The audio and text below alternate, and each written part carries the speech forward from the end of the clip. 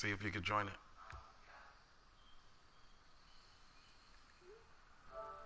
Let me try something.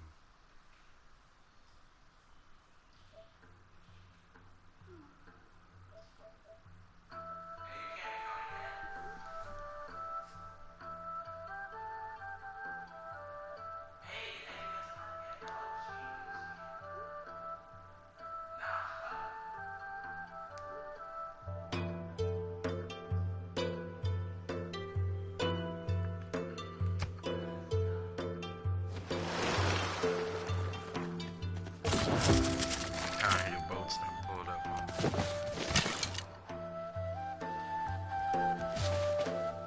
Let me know when you can see the screen. No, I'm just listening. I'm hearing you. I'm waiting on the animator. It keep glitching in and out. So I'm waiting on that. I'm just turning it over.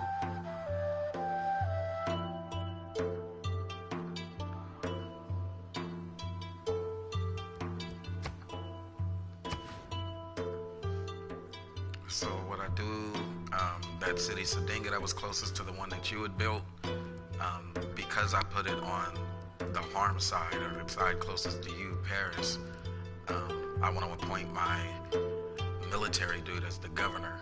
And so, as you remember, I jumped out early by buying some of the property.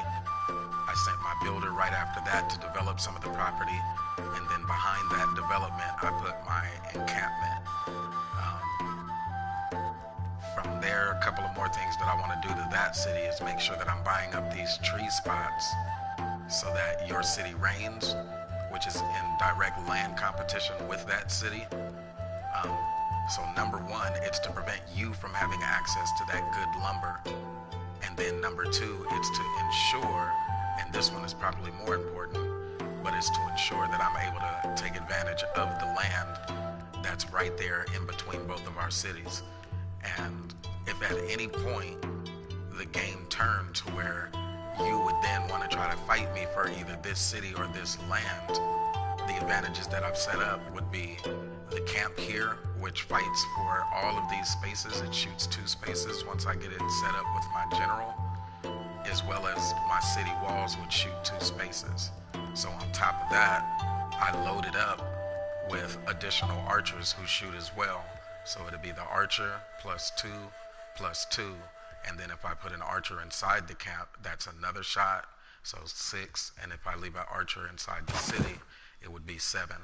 But typically I leave at least 1 offensive unit as well, because if you attack me and I repulse your attack and my archers are able to push forward through this tree line, which is also a natural defender against you, your people coming to attack, if they tried this flank, they would have ran through the trees, which slows them down before they get to my main city anyway. And because of that, all of those different bow and arrow attacks are cutting you down in the woods. Even when you get like carts, if you had war carts, if you just had horses, horses stand a better chance of moving and getting in, but because they're weaker from those arrows and my archers are stronger, they just get shut down. And so I can repulse literally probably around 7 to maybe 15 attack units from this one city with that one offense. And so that's why it was important to me to build Sadinga there. Now the other reason though,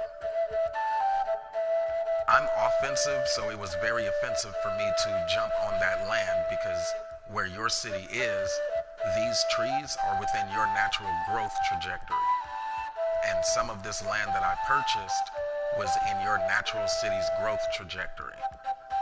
And so that's me being offensive. There's at least 3 trees right here. 1, 2, 3. This one would have been yours as well if I would have naturally allowed your city to grow. But I'm offensive, so I jumped out there to be offensive, but I use a defensive unit to protect the offense. So essentially, I disrespected your civilization, or the French. It was a land disrespect or an economic disrespect because of the resources that I jumped ahead into. So as you see, the 2 that I developed, this one is deer. It gives me 2 food, 2 production, but it also gives me gold. That's the economic disrespect because this would have been yours. Likewise, these oranges, it's 4 food, so that's already a early good bonus, but there's also 2 gold. So the actual offense is 4 gold per round that would have naturally been going to your city if I would have not jumped my offensive unit up here or my settler up here for this land.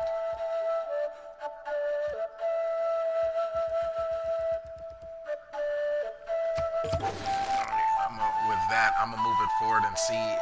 There's some things that have to happen in order for that to play out.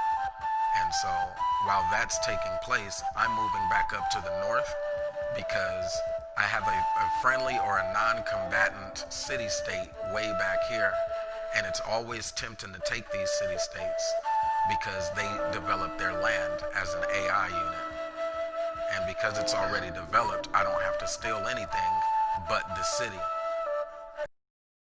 Already established their walls, so it's going to take one heck of an offensive unit to be able to run through there. Likewise, because they have a mountain and a river protecting them along their back border, there's really only 2 spots where I can actually attack from, head up on the city. Thus my archers, 1, 2, 3 archers, plus 2 attack units, and I need 5 total units just to be able to take out this Grenada, this city-state. If I don't want to take them out, then I lose line of sight on all of this northern land.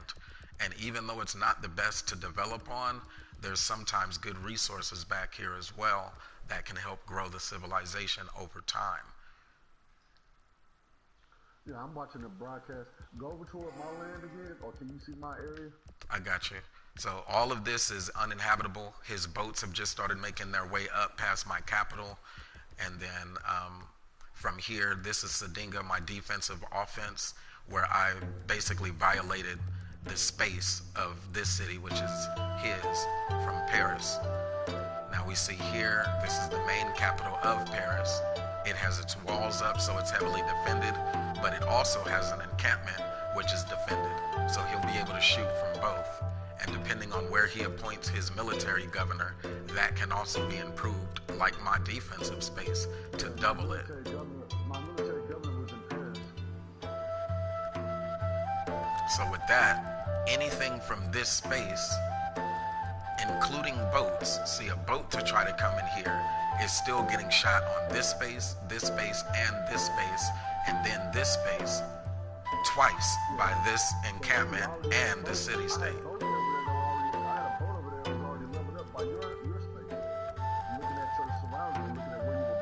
Yep, this is the leveled up boat. My offense was also offensive because I wanted to be able to control the north part of this harbor. As he may know, there are resources here that give food, science, money, and production, and that's before you ever do anything to improve it. So those are natural resources that give your cities boosts. And as we continue this journey towards where the real enemy is, there's a lot of these different resources. So that's a city,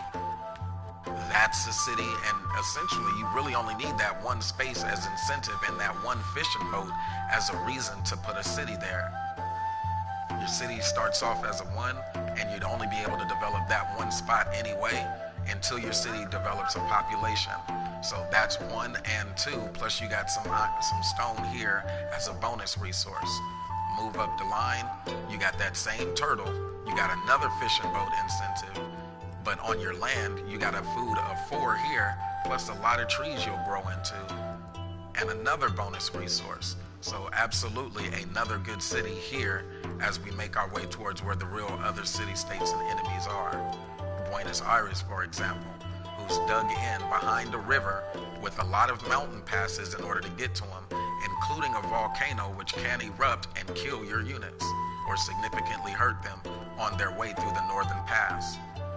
If you come to the southern pass of Lake Superior, there's a thin line to get here, so your units have to come in order before they arrive. They already have to be in order, and they're likely only to be able to move 1 space at a time in that order, maybe 2.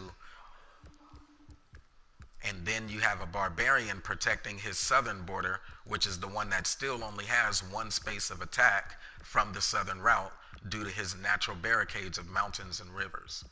So that enemy who is this far away from us, looks like 20, 30 spaces and maybe more away from us, is the real target. How do you get there? Well, there's a whole lot of open land, and I gave one option, which is to try to take the boats and try to control the northern harbors. Along the way, you'll be building your encampments or your harbors or whatever it is that you want. There used to be a boat icon here, so they're telling you, really, if you want to play and win and be successful up here, think about your harbors, think about your boats, because those will be able to protect your coastal cities in case of any invasions. So do I allow him to get there? To me, it makes sense if he takes the land route, which means developing horses, because they can move across this desert with no problem. They can move 4, sometimes more spaces. But as we see here, there is another enemy strongly situated here. And this isn't a regular enemy, this is an entire civilization. So the difference between city-states and civilizations is the rate of development. As you see this one, it builds wonders when your city-states, whether they're your allies or not, city-states don't build wonders. They can build military, but not wonders. Next, the city-states develop technology at a rate, so they'll be able to improve with things like aqueducts that give water, more farms and things of that nature on their own, buildings and districts, whereas your city-states don't build districts like that.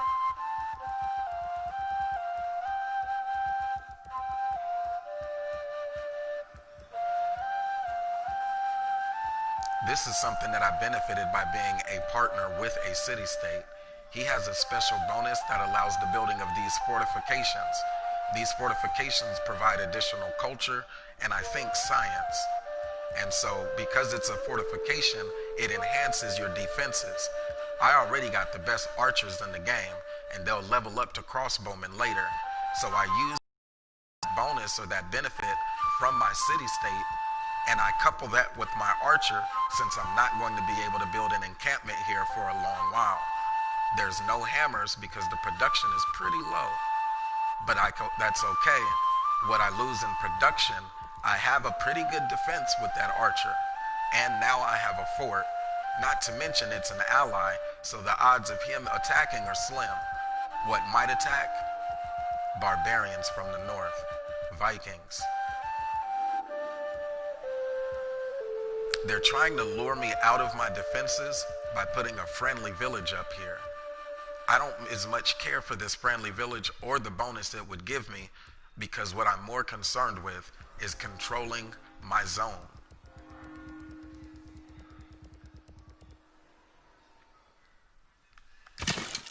So with that, they were asking me what I wanted to do with that round. I hold instead of moving my units forward. These archers are called the twins. And when I play the game defensively, I always develop my twins because they can hold down a big parameter by themselves. So I have the twins up north, my original unit, which is a warrior here. This isn't the original, he's a duplicate because my original unit was killed by barbarians from the north in the very early part of the game. This twin is waiting on his city because he's earned it. He's a war-hardened veteran, and he's been there. He served in a few battles that had to be won. A barbarian village popped up here, and it had at least 4 horsemen that came and attacked my city. And if it wasn't for the creation of those twins and the technology that allowed us to, we could have lost our capital in the early part of the game, and it just would have been GG. But as a black civilization, it was important for me to defend it early on and to preserve it with defensible positions.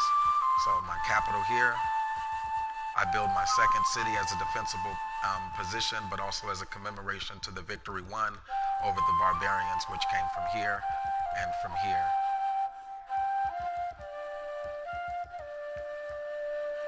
And because this is a good harbor land, And there is the very real idea that my opponent can get to this location faster than I can get here. My secondary plan, if I can't run along this coast, is to develop a strong port on this end of the world.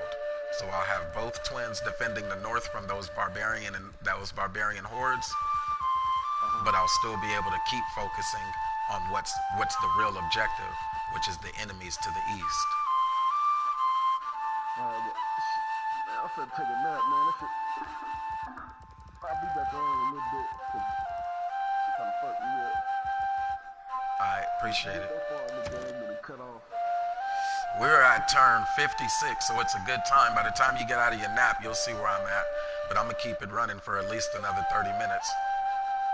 Yeah, but yeah, I mean, she started off okay. I don't really like her. I still gotta, I guess I'm gonna do some more research trying to figure out. Catherine the Black is a friend of the black civilizations. Like if I would have been Shaka Zulu, they get a natural trade alliance early on. And where we're at, it would have been good because you could have sent me caravans early on and started getting money. Just like if you needed things like food or production hammers, you could have got that through trade with me early on because of who you selected. Yeah, see, I created a trade route, but I sent it to the only person I knew at the time. I sent it to the other dude, and then he was complaining about it. So, but yeah. All right, I'll be bro. back on later. Yes, sir. All right.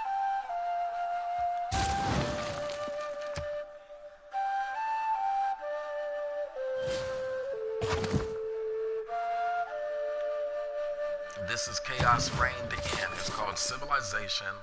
It is a game of creation and conquest. Also city management and planning.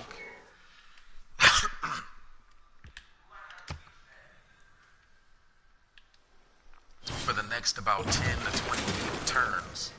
We have 3 turns into the classical era, but for the next 10 to 20, I'll just be developing, so I won't be saying too much. As you see on the screen, it's pretty self-explanatory. Building another city, the name of the city Kerma. Select the city, tell it what I want it to build. It's on the coast, and there's a couple of benefits that are right there in front of it. Oh, this is Moreau, my capital. They want to know what Moreau wants to build. So I just built my harbor here. And because I already have a harbor, I can build a lighthouse, which gives me housing. It also gives me an additional citizen slot, and it increases my trade route if I don't have a market, which I don't, because this is a seafaring voyage, and Catherine the Black in this game is referred to as the Black Queen. I want to develop a trade with her to make her an ally. And while she's becoming an ally, I want to continue with my offensive, like I spoke of earlier. My offensive is to try to take this land here, so I can keep this line of sight on where the enemy is. I don't forget where the enemy is, and that's who I'm actually targeting. This encampment, yes, it's defensive against Catherine the Black if she so chooses not to be an ally, but it's also getting me closer to putting out units that can get past all of this roadblock. See, this is defensive from Catherine the Black. But offensive against her would be to jump all the way over here to like Winnipeg. If I can get here and have control of this desert, then, you know, my city grows like 3 spaces out. It would give me all of this. All of it. And so this one looks like a good one if I can put one here, but that's just the port. If I can get it here, that's even better because it's right on the turtle, so I can start benefiting from science, and that's a big major plus there, super key. All right, now this one is my port, and one of the disadvantages of this port is that it doesn't have production, which means it takes a long time to do anything. That's why I throw these in the back. They're throwaway cities. They're defended from the barbarians, but if anyone can break into the interior, I'm hurting, which is why I try to get production up as fast as I can. No options there because I haven't learned it yet. What do? Well, take what you get. More food, more money. What do you build? Well, It's the Battle of the Harbor, and it's going to take a long time to get there. But when it does, it's going to pay off.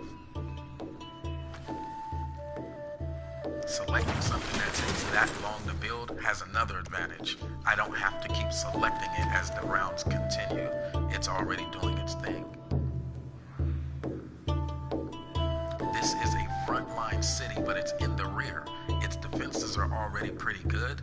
I don't need too much more than that. So what I can do is build a granary, which, as you see on the main section of the screen, increases housing +2 and food +1. It doesn't cost too much, 130 gold if I want to buy that right now. But my city's a 2/7, which means I have 7 housing or room for 7 citizens already.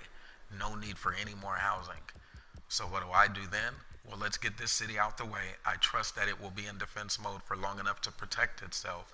Start on one of those late wonders that really have no value, but reducing cost later. It cost me $40 today, and it's not going to do anything else, so I might as well go on and use it. I leave it in a spot that's still relatively protected, and then I just keep it moving. Hay is a city that's 2/3, which means it doesn't have enough housing. It does need that granary. And we progress. This is turn 60, so about the year 1 AD. I typically save right here because it's after the death of Jesus Christ, and this is where the real wars can start happening if you're moving fast enough. So for me, that would mean instead of keeping my people on the defensive, it's time for them to start pushing towards the real enemy, Toronto. In order to do that, I have $302. My defenses are going up already, but what I want are these offensive units. There's another archer, which I like moving as the twins. There's a horseman who's going to be able to move through a lot of this tough terrain faster. It costs 160. There's a battering ram if I can make it to the city, but that's a long way away. Heavy chariots, they can also get a greater degree of movement and hit a little bit harder. Or there's a spearman, which in the case of them having cavalry, I'm able to defend against. Remember though, I said that my offensive is more trade related, so that trader is what I actually want to develop. I'm going to show you why. And the settler is the way that I actually develop it. So right, my offensive is not to go and attack. My offensive is to plant my harbors. So we stay focused. $280 is a costly, expensive endeavor. But if you look to the right, there's 140 faith. That symbol lets me know that I need to look at the top of my screen. I have 138.9 faith. I get 15 in one round. So I'll be able to purchase a settler using that faith that I accumulated. It's worth it to me. It saves me my money, and thus my offensive becomes two-pronged. A $140 twin, and in one round I'll have my settler to move and my twins to defend it as they move forward. I can build technology. Now it's time to learn. My initiative is to instill peace. In order to instill peace, I use trade, so I'm learning currency. As you see, Catherine da Vinci, or Catherine, Queen Elizabeth, whatever her name is, she's sending me a trade unit. And that's the restoration, or that's the peace between our nations. With that, let's move forward.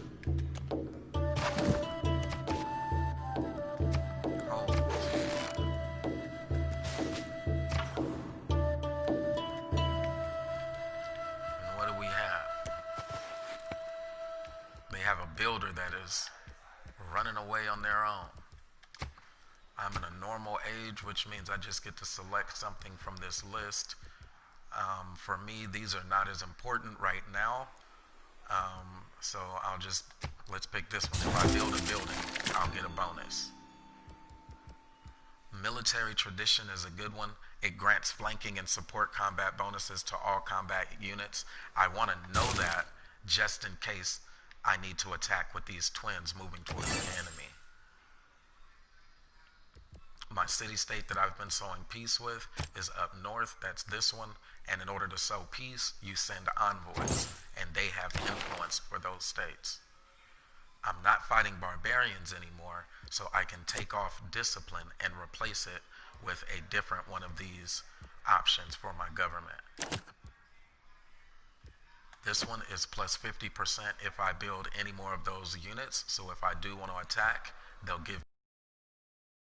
But up north with those barbarian hordes, I have my twins sitting in garrisons. And so +2 loyalty for them keeps my top protected as well while I'm moving along the bottom path.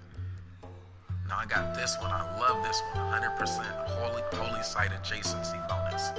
And that one's going to pay dividends for me, so I'm selecting it moving forward. There's a lot of options. I won't go through. Trade policy. So now is the voting part of this game. There's a lot of reading and things that happen. You don't just get to hack and slash. This is the World Congress. And as you see on the left, there's 4 members of the World Congress. I'm playing with the only black civilization inside of this World Congress, and I'm trying my best to conquer these folks. You see there's 2 women, Catherine, and then there's, look like Eleanor or somebody, and 1 white dude. In the middle are the policies that we're voting on. The very top one, I get the thumb up because it makes sense. Trade routes sent to the chosen player provide an additional 4 gold to whoever sends that trade route.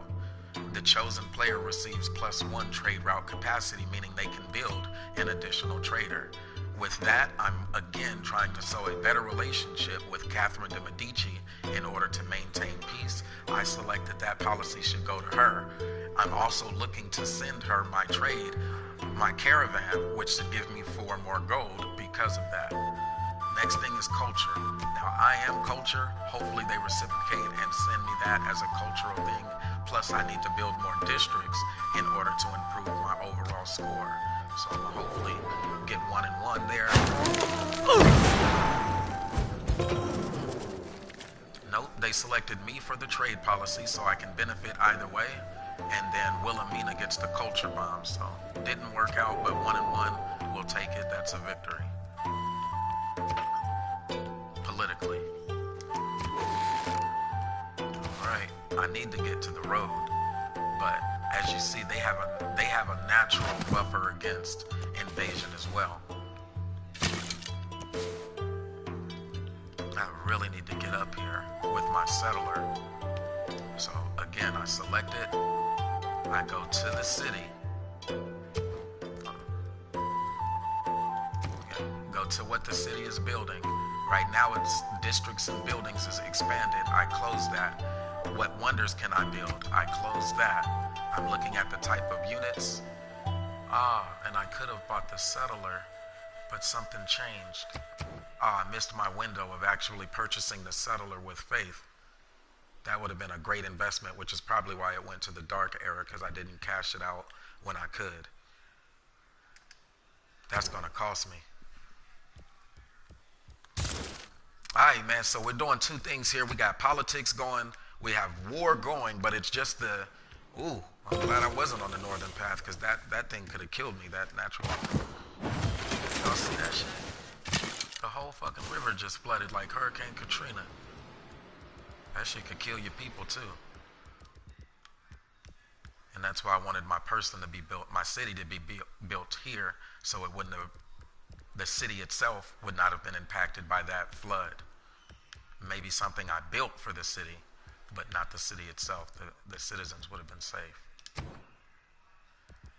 Anyway, all right, so on this game of conquest, we've been rocking for about 30 minutes here, and this civilization is a pretty good one. I'll give a quick recap. This is my defensive city, Sadinga. My capital city is Moreau. I need to build something here. My harbor city is Hay. I got another harbor city, Kerma. And then my northern defensive outpost is Napata. Tons of land between me and my enemies, which is the Canadian French up here. They've locked themselves inside of like a desert barricade, so I'm going to need all types of horses to be able to get there faster. in order to get to those horses, have an encampment. And so here at Sading, I actually do need to build a stable. Unfortunately, because my city's a 3/3, my people would be very unhappy. They're living all on top of each other. So that I wasn't able to do earlier, which is cash out on a settler, which would have resolved that. Since there's too many people in the house, somebody needed to move out. Since I didn't put the settler and kick somebody out, now I have to pay for this with my cash. So that's 130. It gives me 2 more buildings. Nobody has to leave. And because of that, I have bought myself some time to build what I actually need to build, which is a stable for these horses. I have 25 horses. It cost me about 5 horses in order to put together the horse army to go attack the French Canadians. It's asking me what I want to learn next. I can do what's expedient, like engineering, and help build the roads that make my travel, my journey a little bit easier. Or I can get something that's going to allow me to shoot a motherfucker, like an armory. I love this one. It takes 13 turns to get there. But my focus again is my harbors. A great complement to the harbor is a commercial hub. So you have shipping and you have commerce all at the same couple of squares. And that's how you get real money boosts later on in the game. It's a war game, but you have to include politics as well as economics if you want to have a victory. My scout is just scouting, of course. And now I've made it to the trade route road, which is a disrespect to my enemy. It makes them go on higher alert. It makes them not trust the relationship, which also means they're less likely to put out a settler. We're at Hay, and because we're at Hay, we have to keep those harbors open. It's a 3/5, build the harbor. Again, on this space, I'll be looking to build a commercial hub.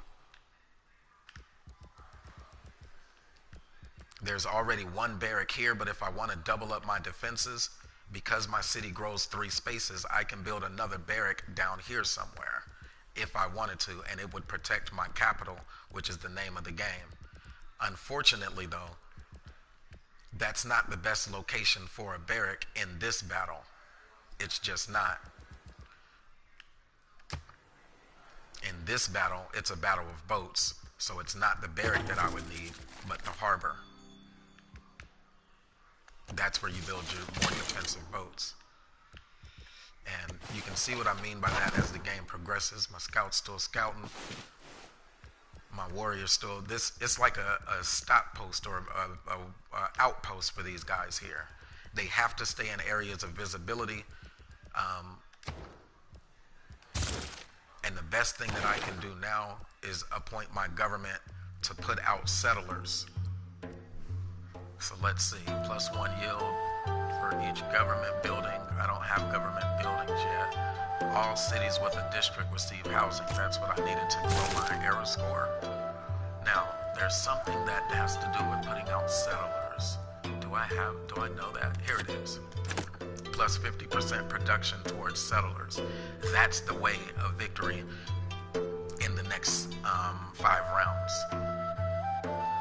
Another thing that I want to do is instill my peace with those trade routes. And then I also want to keep my influence up with those city-states that are giving me bonuses. So those are my politics. We see the war that's playing out. I'm not running up on this person. They haven't given me the provocation. In fact, it's the opposite. I actually provoked them by building where I built at. Gearhead, salute. Thanks for following and subscribing.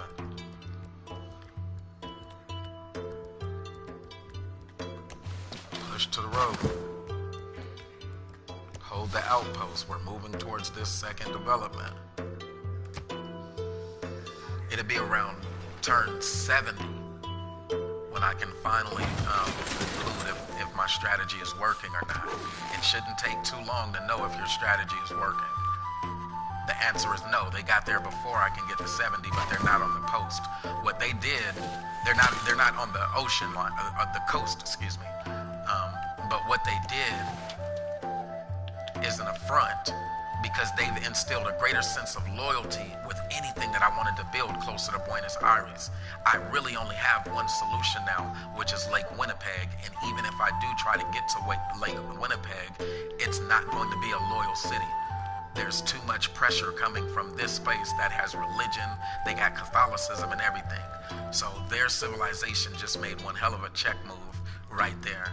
I really needed that settler that I missed out on earlier.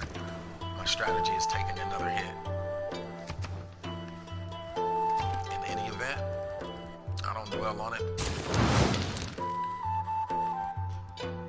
As we remember, I built a lighthouse here because it gave me an additional trade route option because I didn't have a market. And so now that I have a commercial space, I'm building my market. And so it was the game foreshadowing, telling me what I should do next is build that market. And now all of this is, these two squares are some of the most profitable squares in the game. How do I know that? Well, I go here and I look. This one here provides 4 gold for the commercial hub. This one here provides me an additional 1 more. And this is my next spot, which will give me an additional 1 more. So 5 in 2 spaces.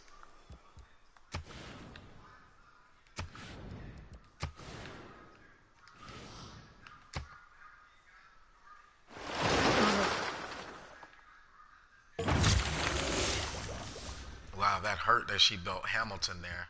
I don't even like the Disney Channel. She played me like a sitcom. This is the road that I need to defend. Any additional movements from here, and then here's the bridge down here.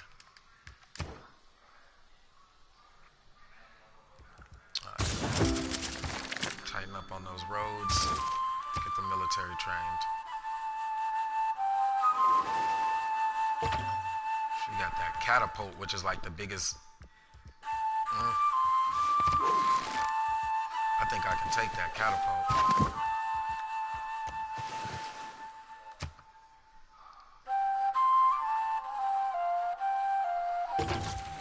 So an even bigger disrespect will be if I am able to not come to this spot. I want the harbor here, but if I can double up and get the harbor there and put something along their trade route, their road, that would be the biggest disrespect.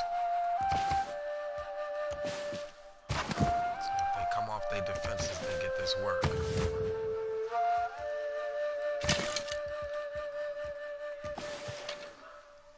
Road protected by 2 units at the bridge.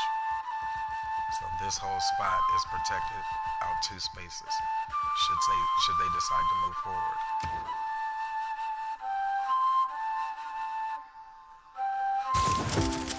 Gotta do it. I need a better hitter than a warrior. Let's start recording history.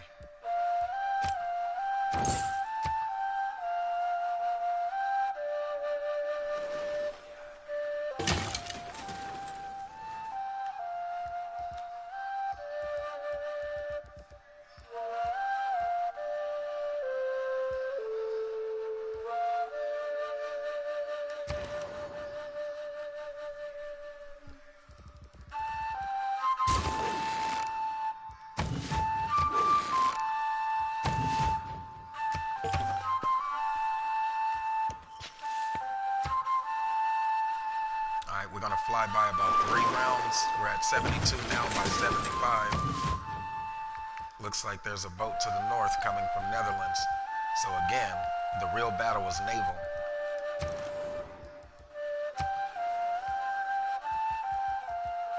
I could build a monument in 2, and that's good because it gives me additional culture. I like that.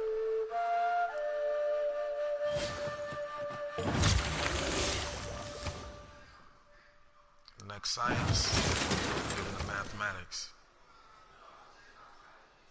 Hay has a harbor, but Hay needs an aqueduct.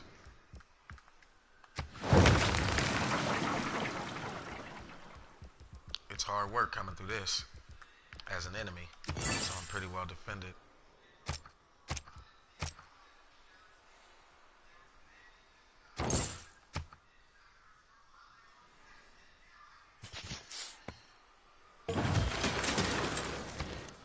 scout. Alright, so we're at my capital, Moreau. And from my capital, we provide, there we go. Sweet holy site.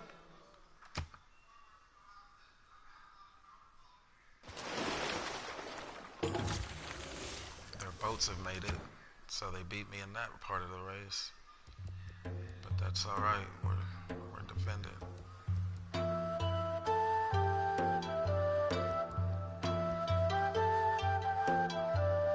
This is where I have to call for help. So I go to the open technology tree, and these are all the ones that I've learned already, but this shows us the pathway of what do you want to learn next? What is it that you actually want to be able to do? And so from here, it gives different paths. Like if I want to build castle walls around my cities, if I want to upgrade my archers into crossbowmen. Because I'm already pretty defended and other cities are already developing city walls, the only thing that I can actually defeat those walls with in my mind would be great knights or cannons. Those are two different learning tracks though, knights versus cannons.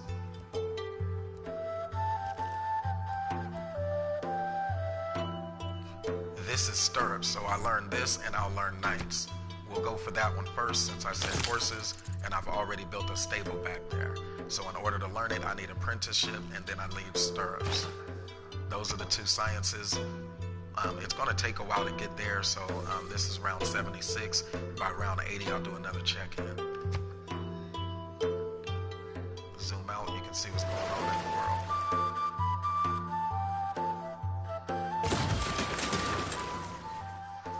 Here's the issue that I always refer to. So as you see, because of her culture and she has religion, if I wanted to move that settler anywhere in these spaces, you see a negative number and there's a flag there. And what it's telling you is that if you plant your flag in this space, that is the negative number of loyalty for the people that will live there. In short, where it's a negative 20, every round there will be a decrease of 20 to your loyalty until your people finally just rebel and your city and that city, it goes into a state of rebellion to where you either have to kill off those people in that city or you'll just lose the city. It won't allow you to build, it won't allow you to govern them. They will not listen to you. And so that's what's going to happen on any of those minus 20s. The negative 16 is a big one. Negative 9 is also big. Negative 7 is still big. Negative 3 is still big. And so the only spot that I can really do is right there where I was saying in the beginning, a negative 2, which is all the way up here next to my turtle. Or, to be short, where my scout or my land marker is standing. Moving unit. They have a scout, so they're going to watch me do it, but it still has to be done. And it's an offense because those people in that area, or the people who would live in that area naturally, they are loyal to another flag, not mine. But in the game of civilization, it is about those different conflicts. All right, I push forward. This is Sadinga, my war city, and they are the ones who should be putting out those warriors. So I have my archer that I can put out. I have that horseman I was talking about. It's not a knight, but it's a horse. And then I have a better warrior, which is what I was asking for. It cost me $180, plus they cost 1 or 2 gold per round, but they hit harder than the warrior, and that's who I'm looking for. I built a stable though, and so my horse will be naturally stronger than that person.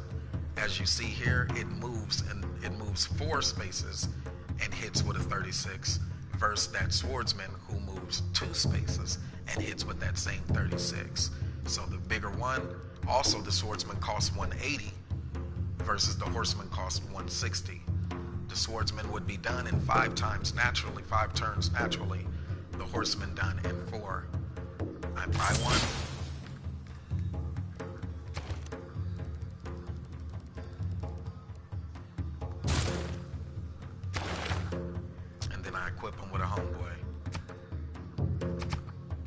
again, my archers. Something else that can happen, you can move. I wanted my horse to be in the front because this is, even though my horse moves 4 spaces, he's the one who needs to get out here sooner. If I would have put in the other order, my archer, by the archer's born here or created here, and then build the horse here, then the horse has to start from back here and then move those same 4 spaces just to get here where they would have started anyway, and then had to stop here. So he's up front.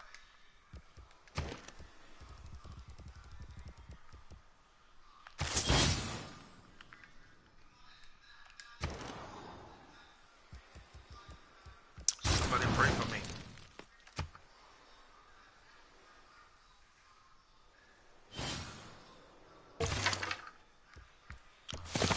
One space at a time there. But they're running with my settler as a defense, so no one can just grab him and take him. Yeah.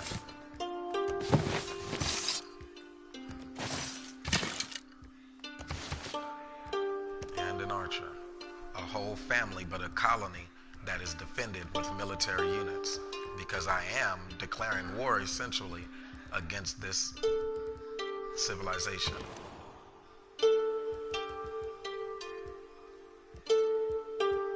Where are we? Oh, Sadinga. Sadinga also needs fresh water.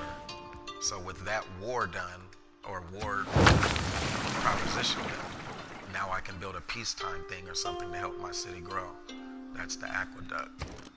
It'll be done by the time they start feeling uncomfortable. Hate is doing what they need to do. Lighthouse comes first, then the market.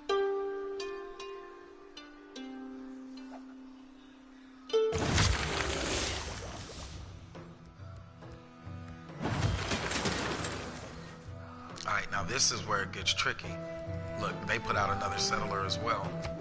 Alright, that's what has to happen. So what I'm going to do is declare war with them, which once I declare war, it'll give me the ability to take out these preachers. Because the last thing you want is to be governed by somebody else's religion. Only way you can take out those preachers, though, is if you first declare war with their civilization. So I'm going to declare war.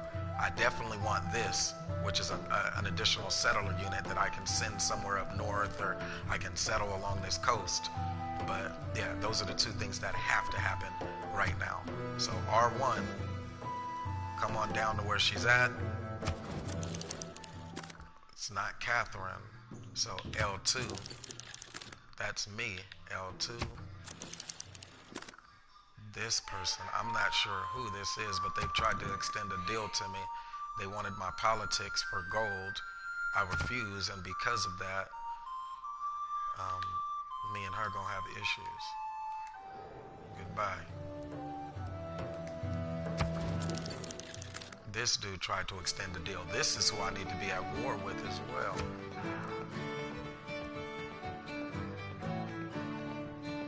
I have to denounce him in order to declare war. How the hell do I denounce him?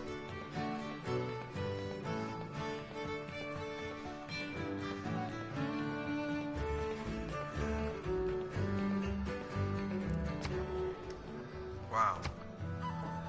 Let's check.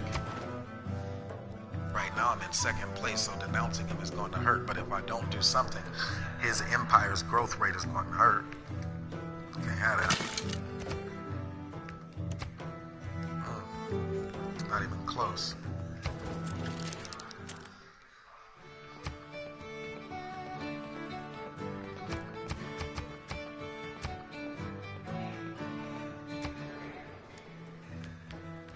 Interesting. So this is a hard part of the game now. I'm not able to even declare war, it doesn't appear yet. Let me see if I try to break into his land. Will that do it? Nope, not there either. What about this person?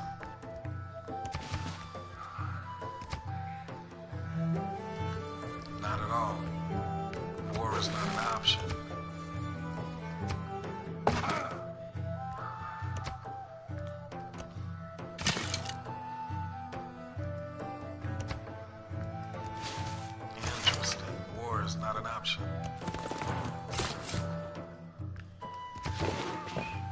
can actually build here and not have to face any loyalty decline. Nope. Forward.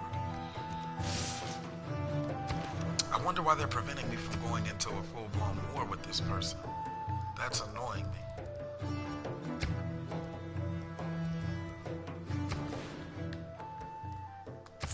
Oh, my water. So we have trade relations happening. So where is the city center or something like that? Let's go trade.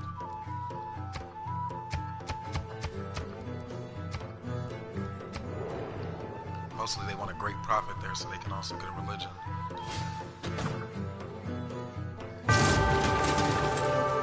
Military and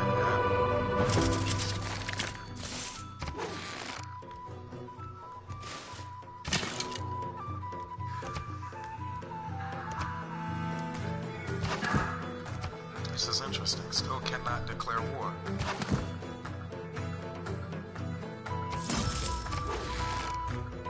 If I start pillaging that road, they allow me to declare war.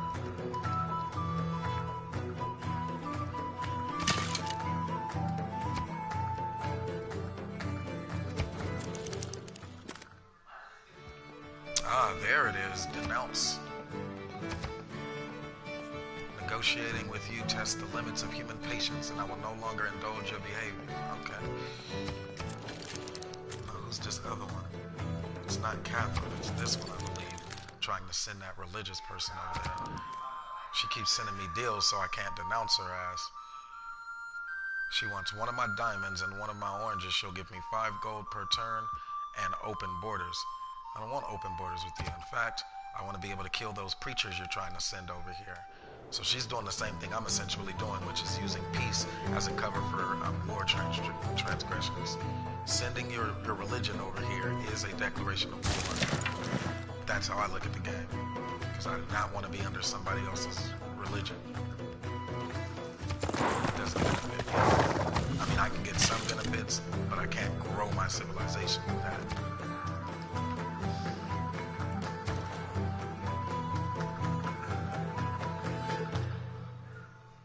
Oh wow, they were actually able to complete it. Let me see. Unmet player finished one. Stonehenge, they got one. I completed the Oracle. My ally has units to the north, and they were chasing away this barbarian. I'll finish them off so they can stop. Wow, they finished one and still a 5/8, which means I still have time to either... I won't waste it. Keep my freedom. Go. My military is completely great at that city.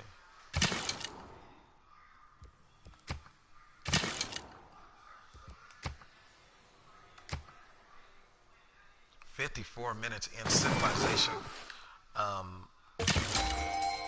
Uh-oh, big money. If I pillage this road, will she know that I mean war?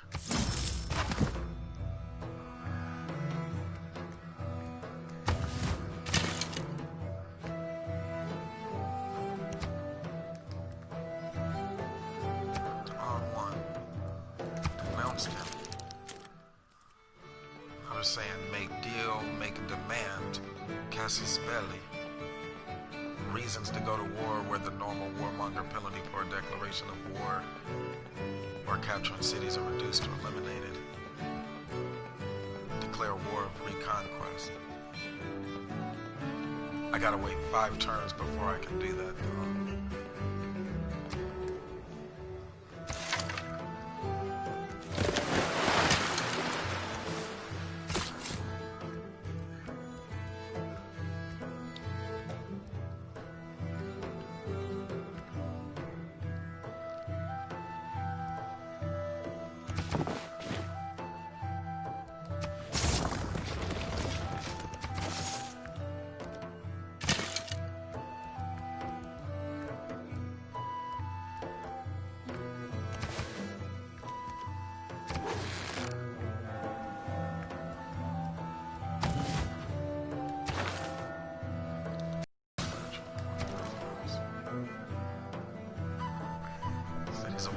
agree with all possibilities.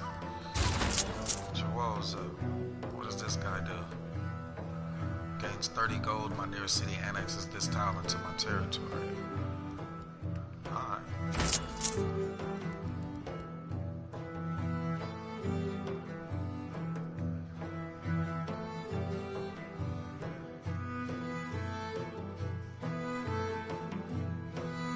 That's the turtle.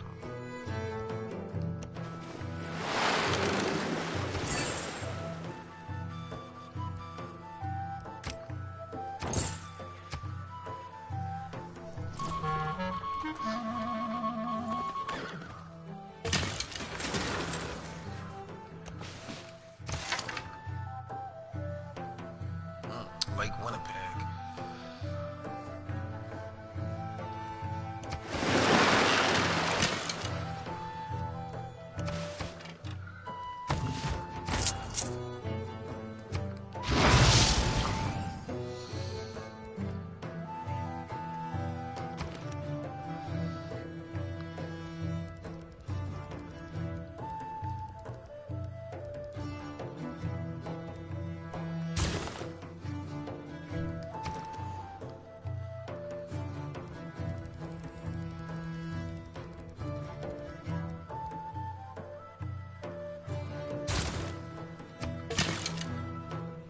Wait, hold on. This city just... No, not that one. Is it this one? They're hurting. People hurting. So now it's a 5/6, but I still need more housing. In order to get there, we probably need a builder. That's 11. Had to kick somebody in the south. How long for a settle with it? 25, way too long. 19, big housing. They're up at 6. 1,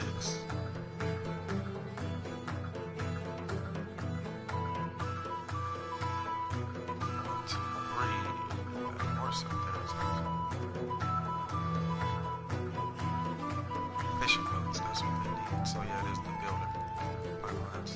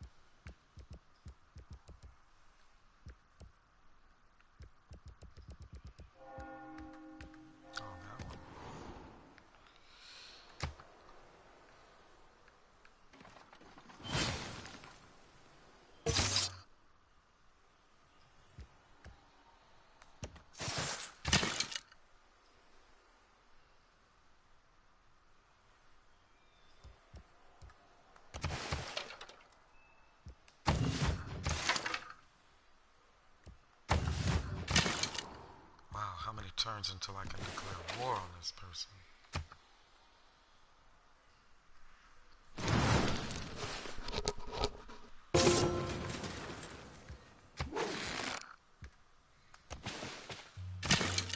Can't stand there.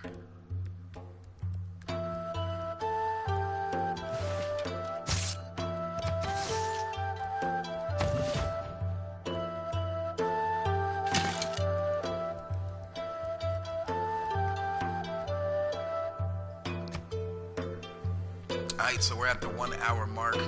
This is where I can actually share the war. So I'm gonna stop it right here. As predicted, it was going to be about Lake Winnipeg. I was trying to get my unit here first. I was not able to jump all the way to this side of the harbor. So now I had to declare war. We expected it, which is why we planned accordingly. We were able to get our archers here, which are the twins. We also have the unit that was stronger than the warrior, which is the swordsman. And then, like I said, because we needed to cross that great desert faster, we also have our horse unit there. I was able to get an additional archer unit who had been holding it down before I knew any of that, and my archer unit had been holding it down for us there.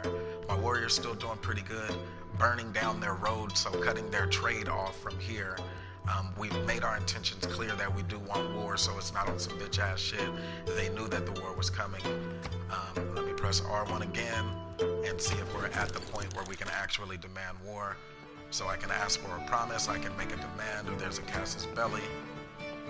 This one says, you do not satisfy the conditions for this casus belli. Target power has captured one of your cities.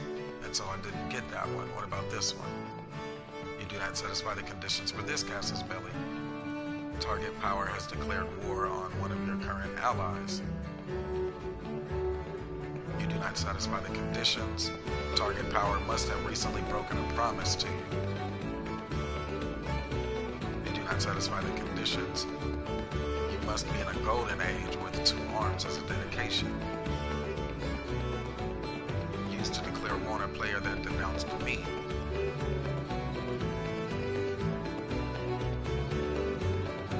I can declare a formal war. As we can reach no peaceful resolution with you, Canada must turn with reluctance to war. Alright, now that's big because the French-Canadian War happened on a couple of different fronts in our history here. We know the French-Canadian War went up against the natives. Hold on, that's my cousin, or the twin who actually joins in. Hey, what up, twin? I'm on Civ real quick and I'm on a live. Let me finish my thought and then I'll say what's up in a minute. But what up, twin? I hear you on speakerphone too. Alright, and so I just declared war with this guy here, Wilfrid Laurier. That is the French-Canadian. As you see, he moved into the same space that we predicted. I thought I would be able to get a settler there first, but I missed it. I missed my window of opportunity to purchase it using faith, and then the era changed, so I didn't even have the ability to do it. But if I would have been able to get my settler out early using that faith, as you've seen, the military that accompanied them there, they're still there. So I did finally get my settler. I built one of the spaces, just not the second one. And now that army has moved all the way forward and has this person surrounded. But I can't just attack. And so I had to denounce him, let him know it was gonna be smoke. He knew that we were coming. He saw my units moving. I started burning down the roads to establish or to cut off his trade. Once his trade was cut off, as well as he knew I was coming, you saw here I was able to declare a war after first denouncing and doing those little petty things. Not being petty at all though, because I said we are in a war with the French Canadians in this light. Historically, major wars like the War of 1812 in Louisiana do have their same roots in the French Canadian. Remember, the War of 1812 is Louisiana. You're still talking about that hybrid mosh pot of French Creole and African Creole and all the forms of Creole. And then those who were native, as they called themselves, Louisiana Purchase was purchased by the French, and then it's connected to the Mississippi River to go all the way up to French Canada. And so there's a lot of wars that go all the way from the War of 1812 back into their open hostilities against the Native Americans as well.